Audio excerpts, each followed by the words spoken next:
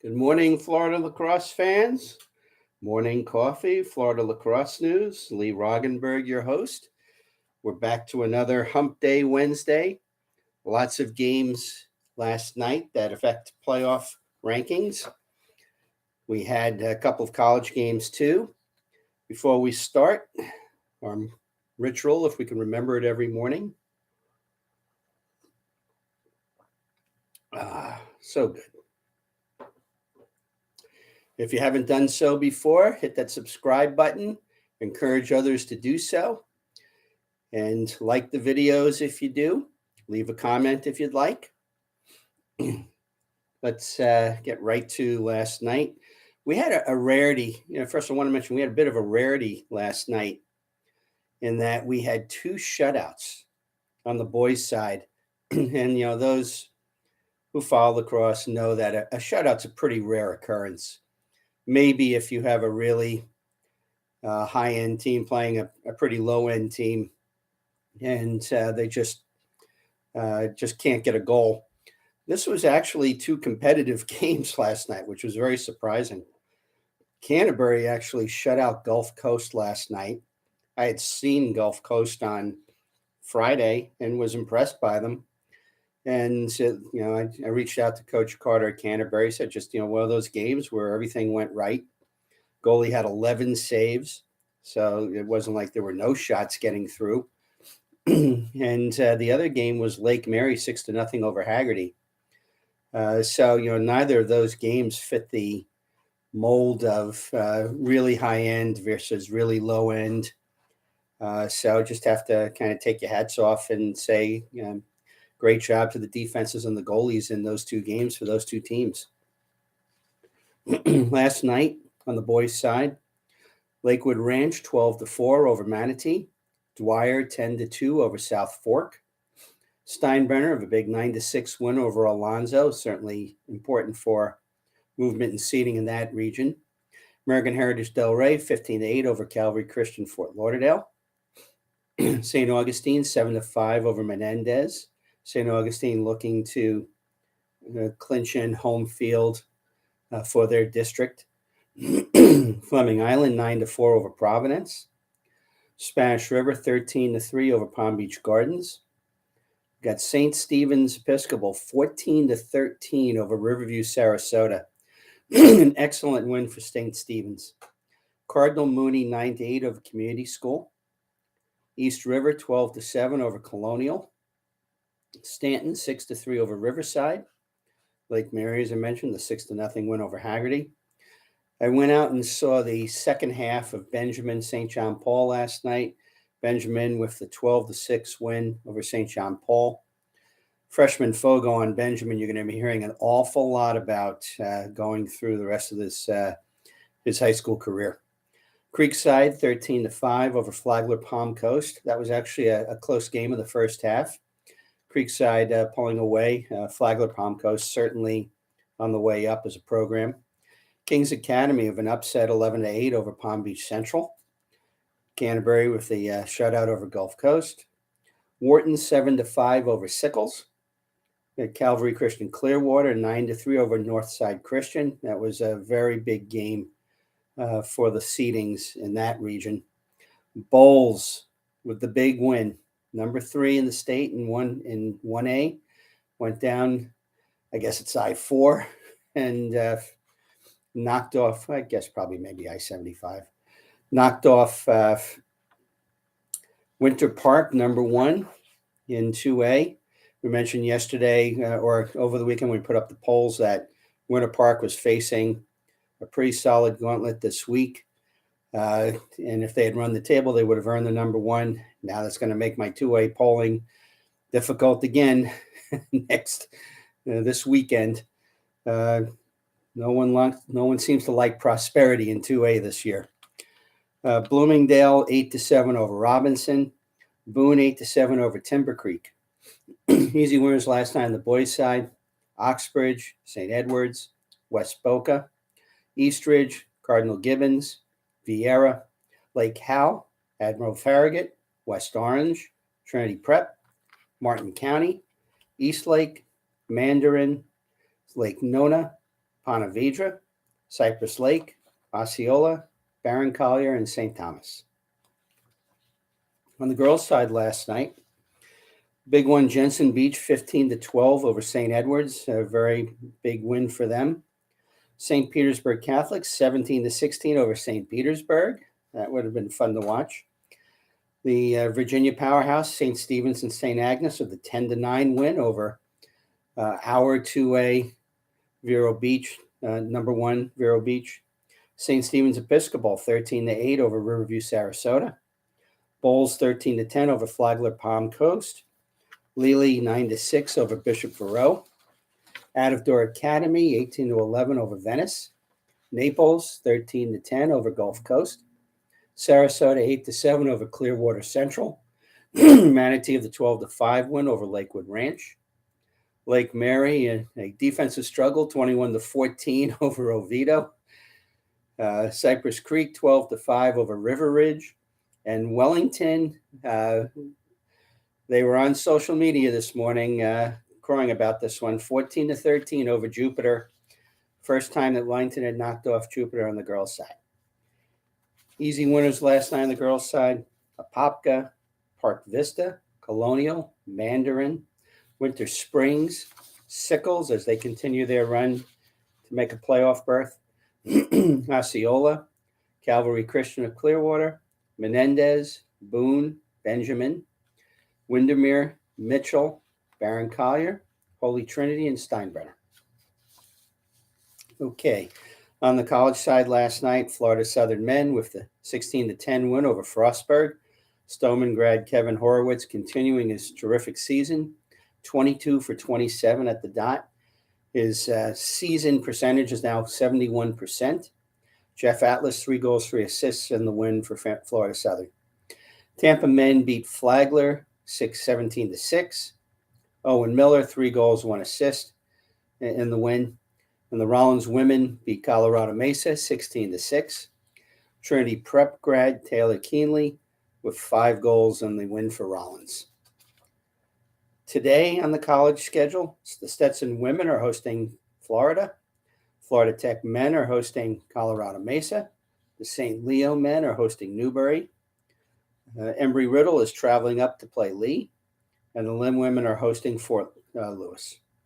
Had a couple of other Player of the Week items out of the SoCon. JU's Jack Dolan named the SoCon Player of the Week, Offensive Player of the Week. And the IWLCA came out with their National Players of the Week. UF's Maggie Hall named the Offensive Player of the Week, and UF's Sarah Resnick named to the Defensive Player of the Week. A nice sweep for the Gators on that one. Upcoming games today. 5-3 Windermere Prep hosting 6-5 Bishop Moore. There's this on the boys' side.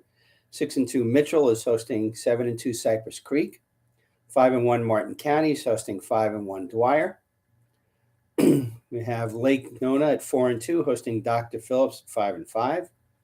10-2 Wellington hosting 7-5 Western. Wellington's looking to turn it around after their upset loss. 5-5 Leon is hosting 5-3 Gulliver Prep. That's a nice road trip, South Miami to Tallahassee. That's got to be 8 hours or so, even without the traffic. 6-3 Episcopal School Jacksonville hosting 6-4 Fleming Island. Fleming Island has gotten on a roll later in the season, looking to ensure that they make the playoffs. We have Lake Highland Prep 4-4 hosting Ponte Vedra at 9-2. Ponte Vedra is probably looking at that potential number 1 slot in 2A. We have 7-2 Steinbrenner hosting 5-4 Wiregrass Ranch. And 7-2 Milton is hosting West Florida at 4-5 tonight in the Panhandle. Again, these are teams that are jockeying for position to hopefully get an at-large bid if they don't win their districts. On the girls' side, St. John Paul 5-4 hosting Calvary Christian Fort Lauderdale 6-1. 4-4 Academy of the Holy Names will be hosting 3-6 Tampa Catholic. We have our number 3 team, 2A, On the girls' side, Bartram Trail will be taking their shot at St. Stephen's and St. Agnes of Virginia. 6-1 St. Augustine is hosting 5-3 Ponte Vedra. We've got Milton at 4-4, hosting West Florida at 4-4. 8-1 Benjamin is hosting 6-2 St. Thomas, big game down south. 5-3 Palm Beach Central, hosting 6-1 South Fork, very big game in Region 4. 8-1 Jensen Beach is hosting 4-2 Oxbridge. And we have 8-1 Oviedo hosting 5-2 Vieira, again, important in Region 2. I received the latest FHSAA rankings, released yesterday, 2 o'clock. We've already basically produced the projected brackets and the last 4 out for the next taping. Sent them up to Varsity Sports Network already. I also did a dip and looked at basically FHSAA versus Max Preps, because we still have this issue with what day is being used, because there are differences. And then I also added a comparison with lax numbers. Lax numbers being the successor to lax power, has a lot of credibility in the lacrosse world when it comes to high school rankings. Most of us who have been around the sport for years followed lax power religiously, did a lot of posting on it. Certainly would look there for schedules. It was easier to go to for schedules and things like that. So, and I can tell you that, I don't know if we're going to get into it during the next broadcast taping, but there are some substantial differences, and it certainly is confirming what I was mentioning yesterday about strength of schedule is not as important as one loss, according to Max Preps. And that we're going to keep our fingers crossed that we don't have a couple of real bad at-large calculations that keep a top 10 or 15 team out of a bracket because of this. And I want people to understand that there could be a very big unintended consequence next year if this happens. I've been writing an editorial about why we have to sort of rethink scheduling, certainly at the bottom third, let's say, of the lacrosse community in the high school level. When you see, I'll probably put it up today. There's definitely some issues when it comes to why is a team that's ranked 180th in the state and the next to last week of the season going to play the team that's ranked second. We all know what the result of that is going to be. And does it really do the team that's at 180th any good? And in all likelihood, the answer is no, because if you're down at 180, it's because the program is there because the school thinks that kids want to play, but they're not going to put any real effort into making it a much better program. I think we all have been around long enough to understand how these things work at the high school level. And so I'm going to sort of editorialize about the desire that the counties that force teams to play everyone in their district, when you have a mismatch like this, don't make them play that game. Let them play home and home with someone closer to them in the ranking instead, and let that high-ranked team maybe have an out-of-district match that makes more sense for getting them prepared. And that gets me back to the other comment, which is the unintended consequence if we are going into next season's scheduling with one loss being more important than strength of schedule. Because you're going to start to see some of these teams drop some of their tougher games of each other and picking up easier wins. That's just the way, if the system is gaming it that way, the coaches are going to respond. We mentioned earlier in the year that we had a problem with blowouts, a lot of blowouts in those first 2 weeks of the season. I don't want to make that even worse next year with the number of uncompetitive games because Gainesville is not going to sort of adapt a little bit. Now, I was given information that Max Preps rankings are not universally used around the nation. California has three, it's such a large state, it has three separate state championship geographic territories. And what they've done is that two of three of them have dropped max preps for the lax numbers rankings. And believe me, there are major differences between the two. I've sent a letter up to Gainesville. I hope they take it seriously about thinking, at least make the contact out in California, find out why they made the decision and how it changed their approach, and also what the results were. You do some research.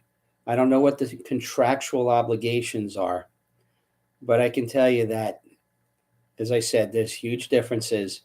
This is a sport that has traditionally worshiped strength of schedule. The NCAA selection committee worships strength of schedule. Quality wins. It's not about beating up on a whole bunch of weak teams. So let's hope that we can get some movement on that. And we'll have my editorial up later today. If you're getting out to a game, and believe me, there's plenty to go find, hashtag #TAFTAG, take a friend to a game with you, grow the sport, lay off the refs, enjoy yourself tonight. This is Lee Roggenberg, Florida Lacrosse News, saying so long from the Sunshine State.